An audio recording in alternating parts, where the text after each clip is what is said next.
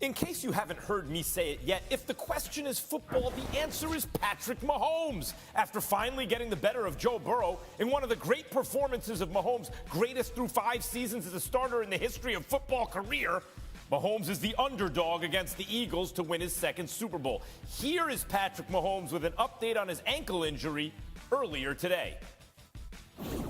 You want to be out there. You have so much hard work and training camp OTAs and in practices throughout the week to be in these moments especially. And so you wanted to be out there. You wanted to be a part of this game. And I wanted to be out there for my teammates as well because we had all worked so hard together. And I was glad I was able to be out there and we were able to win the football game.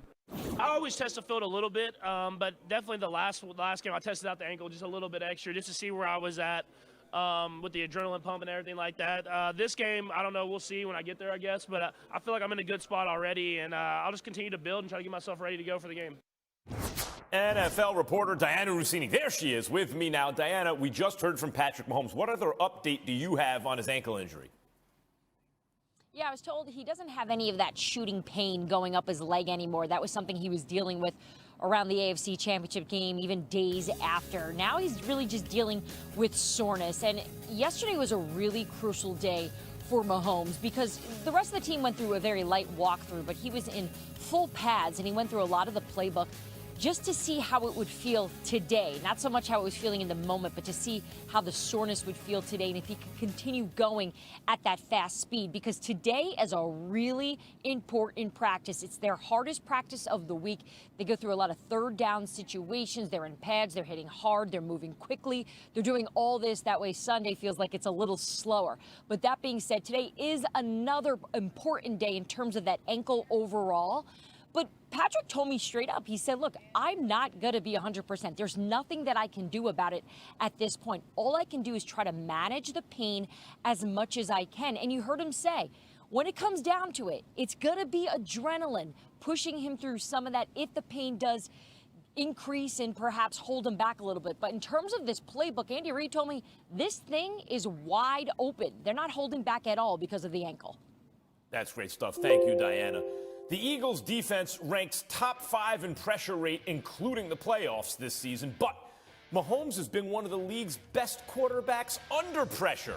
When pressured, Mahomes has been sacked at the lowest rate in the league and averages the second most yards per dropback. Oh, I am crewed up today. Louis Riddick is with me. NFL insider Field Yates makes his debut in studio on this Just In. One day to do it. And quarterback guru Tim Hasselbeck. Tim, I'm going to start with you. How do you expect Mahomes to handle that Eagles pass rush? Oh, look, I expect him to play on time. I think we saw a little bit different Patrick Mahomes championship weekend in that because he was limited with the ankle, some play from inside the pocket and some play at a really high level from inside the pocket. And so, I don't know where the ankle's going to be, but I think you have to plan for the idea that he's going to be directly behind center and, playing from inside the pocket. And so how you deal with that, you play on time. And so the critical thing for a quarterback that is going to do that is you have to see things clearly pre-snap. You have to have an idea where you're going with football, and then guys need to win for you. Louis, what would winning a second Super Bowl, 3 appearances in the Super Bowl, 5 hosting AFC championship games, probably a second MVP, what would mean? By the way, a pre-snap penalty keeps him out of the Super Bowl. They don't change the rules for him. They did for Josh Allen when it went in his favor. What would winning a second Super Bowl mean for Patrick Mahomes? Well, I think, Max, then you're talking about Patrick in the discussion for maybe best player to ever lace him up in the NFL, period.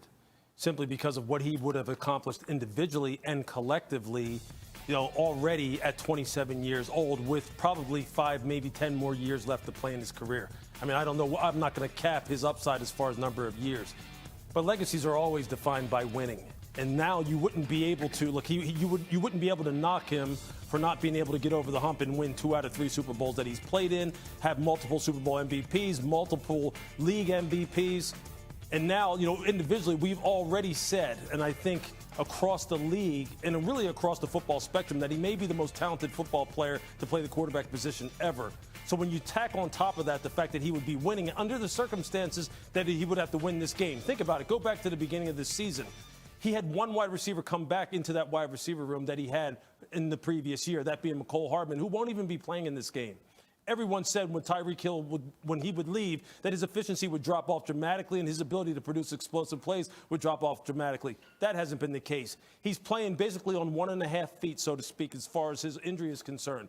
If he can overcome all those things against a Philadelphia football team that really 1 through 53, many people believe is better than his Kansas City Chiefs team, how would you not then consider him to be one of the greatest football players of all time? That's what we're talking about at 27 years old. Lewis, not only do I agree with you, but Field, this is how I see it. Every time you make a Michael Jordan comparison, you get into trouble. Okay. Because Tom Brady's not the Michael Jordan of the NFL. No one ever looked at Tom Brady first half of his career and said, that's the best football player I've ever seen. When you looked at the numbers, it didn't corroborate that's the best football player I've ever seen, right? He had the most team success over a long time in really good situations. But to compare someone to Michael Jordan means they're transcendent. When you put your eyes on them, that's the best I've seen. When you look at the numbers, that's the best I've seen. And look at team success. Sure. This is why the Super Bowl is such a big game, right? You heard what Lewis said. I'm saying if he wins this thing, you can start saying, is he the Michael Jordan of football? I don't know that I'll go that far, Max. I think the beautiful part for Patrick Mahomes is that, as Lewis referenced, we could be at, the quarter mark of his NFL career. I mean, with the way the quarterbacks are sustaining into their late 30s now.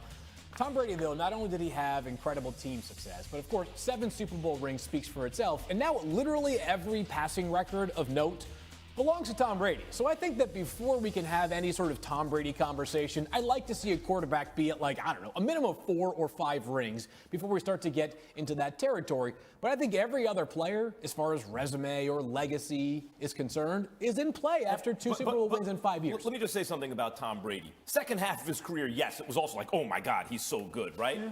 But there's something about when we talk about greatness where you cannot underestimate the importance of peak value, right? We don't just mean who stayed healthy the longest at a very high level and therefore compiled the most stats. Even team winning stat. Yogi Berra won the most World Series. Bill Russell won the most NBA championships. But neither one are considered the greatest. We're talking about Sandy Koufax, Michael Jordan, the ones who hit the highest peak. But what would you say was the floor, if you were to rank the quarterbacks during each year of Tom Brady's career? What was the floor that he reached? Was he the 5th best quarterback in some of his worst seasons? Yes, because it's hard to imagine it was much lower than that. That's right. And for probably a decade, maybe 12 years, it was 1 or 2 alongside Peyton Manning, or maybe there was a peak Drew Brees year. Maybe there was the Aaron Rodgers Super Bowl year where he was in that same territory. But I'm having a hard time undercutting anything Tom Brady accomplished in 23 years. I think the hard part is this. Brady, it wasn't the physical skills that wowed you. Same thing with Brees. That's why Brees' name gets left out of the conversation, even though his passing numbers and honestly success in general is up there. I think what ends up making this interesting for Mahomes is that he's going to put together a resume that's absurd, whether it's Super Bowls, passing records, all that.